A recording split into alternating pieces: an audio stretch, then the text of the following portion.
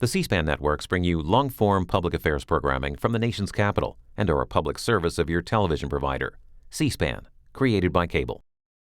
Donald Trump said, quote, to all of those Bernie Sanders voters who have been left out in the cold by what he called a rigged system, we welcome you with open arms. Well, I suspect he ain't going to get too many of those people. You know what? I think the vast majority of the people who voted for me understand that Donald Trump, in a dozen different ways, is literally unfit to be president of the United States.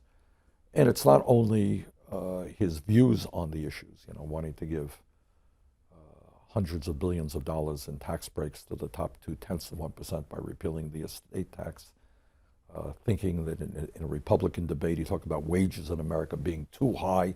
Imagine that, too high. But mostly his making bigotry the cornerstone of his campaign.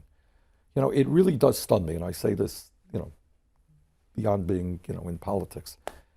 Think about what this country has had to go through since its inception, since we've had slavery and discrimination, what we've done to the Native American people, the prejudice against the Irish, the Italians, the Jews, all of that.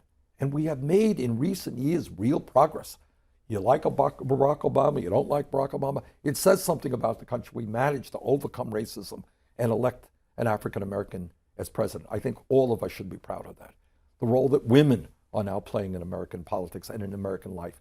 We have overcome, we've gone a long way in fighting sexism and racism and homophobia. And now to have a candidate for president of the United States who is insulting Mexicans and Latinos and Muslims and women and veterans and African Americans. You know, this is a guy who was one of the leaders of the so-called birther movement, an effort to literally undermine the legitimacy of President Obama. I mean, this guy, you know, must not become president of the United States. I'm going to do everything I can to prevent that. But I don't think many of people who voted for me will be voting for him.